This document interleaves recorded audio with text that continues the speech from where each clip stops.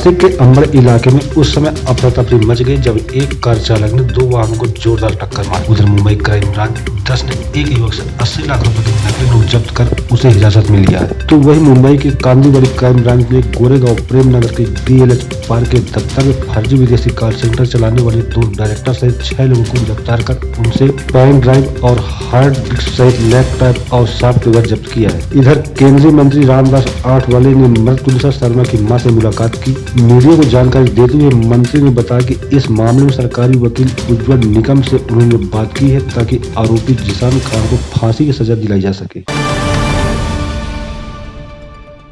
नासिक के अंबड़ इलाके में गुरुवार की सुबह एक कार ने 3 वाहनों में जोरदार टक्कर मार दी। हादसे में कुछ लोग घायल हो गए जिन्हें नजदीक के अस्पताल में भर्ती कराया गया जहां उनका इलाज जारी है। इस अफरा तफरी के माहौल में पुलिस ने जब कारों की तलाशी ली तो टक्कर मारने वाली कार से करोड़ों रुपए के नकली नोट मिले। पुलिस यह जानने की कोशिश कर रही है कि इतनी बड़ी मात्रा में नकली नोट कहां से लाए गए और कहां जाने थे, लेकिन चालक नकली नोट के विषय में अब तक मुंह नहीं खोल रहा। फिलहाल आरोपी से पूछताछ की जा रही है। मुंबई क्राइम ब्रांच 10 ने एक युवक से 80 लाख रुपए के नकली नोट जब्त कर उसे हिरासत में लिया है। दरअसल पुलिस को मुखबिर से सूचना मिली थी कि एक व्यक्ति पवई इलाके में नकली नोट खपाने के लिए एक पार्टी से मिलने आ रहा है। पुलिस ने आनन फानन में जाल फैलाकर आरोपी को हिरासत में ले लिया। आरोपी से जब्त किए गए सभी नोट 500 के हैं। आरोपी पुलिस से पूछताछ कर रही है। इंडियन करेंसी के 500 रुपए के चलनी नोट सर्कुलेट करने के लिए पवई एरिया में आने वाला है, ऐसी जानकारी हमें मिली थी।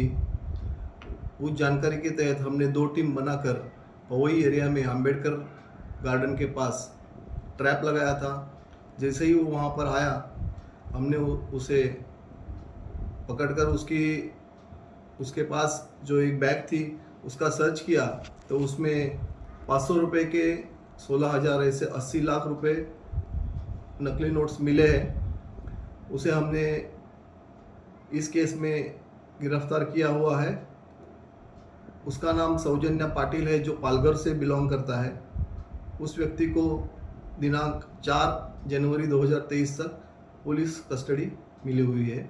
आगे का इन्वेस्टिगेशन जारी है। मुंबई के कांदीवली क्राइम ब्रांच ने गोरेगांव प्रेम नगर के DLH पार्क के दफ्तर में फर्जी विदेशी कॉल सेंटर चलाने वाले 2 डायरेक्टर सहित 6 लोगों को हिरासत में लिया। हिरासत में लिए गए आरोपियों से पेन ड्राइव और हार्ड डिस्क लैपटॉप और सॉफ्टवेयर जब्त किए। इस काम में लगभग 61 लोग काम करते थे जिनमें 25 लड़कियां शामिल थे जो विदेशियों को फंसाकर उनसे क्रिप्टो करेंसी, कमोडिटी और फॉरेक्स में इन्वेस्टमेंट के नाम पर हर विदेशी से कम $200 का इन्वेस्टमेंट करवाती थी। क्राइम ब्रांच के सीनियर PI विनायक चौहान ने बताया कि मुखबिर से सूचना मिली थी कि प्रेम नगर इलाके में फर्जी कॉल सेंटर का संचालन हो रहा है। यूनिट एरिया में कोई इन्फॉर्मेशन मिली थी कि DLH पार्क गोरेगांव यहाँ पे इलीगल कॉल सेंटर चल रहा है और वहाँ से वाइफ को इंटरनेट वाइफ कॉलिंग करके गल्फ कंट्रीज में जो रहने वाले इंडियन वो लोगों को टारगेट करके उनको फंसा रहे हैं। सिक्योर करेगा पैसा और वो वेबसाइट पे जो पैसा कस्टमर ने ऑनलाइन भरा है वो पैसा दिखता भी था तो उनको भरोसा आता था कि पैसा जाने वाला है और नेक्स्ट 24 to 48 आवर्स में आपका ट्रेडिंग चालू हो जाएगा।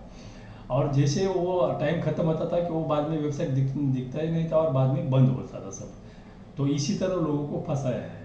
केंद्रीय मंत्री रामदास आठवले ने मृत तुलसा शर्मा की मां से मुलाकात। मीडिया को जानकारी देते हुए मंत्री ने बताया कि इस मामले में सरकारी वकील उज्ज्वल निकम से उन्होंने बात की है ताकि आरोपी जिसान खान को फांसी की सजा दिला सके। इसके अलावा उन्होंने कहा कि तुलसा की मौत के बाद उनकी मां असहाय हो गई हैं, इसलिए वे उप मुख्यमंत्री देवेंद्र फडणवीस से बात कर उन्हें 25 लाख रुपए का मुआवजा देने की बात की मांग करेंगे। उनकी पार्टी 3 लाख की आर्थिक सहायता उन्हें देगी। लव जिहाद के सवाल पर उन्होंने कहा कि उनकी इस मामले में तुलसा की मां से किसी तरह की कोई बात नहीं हुई।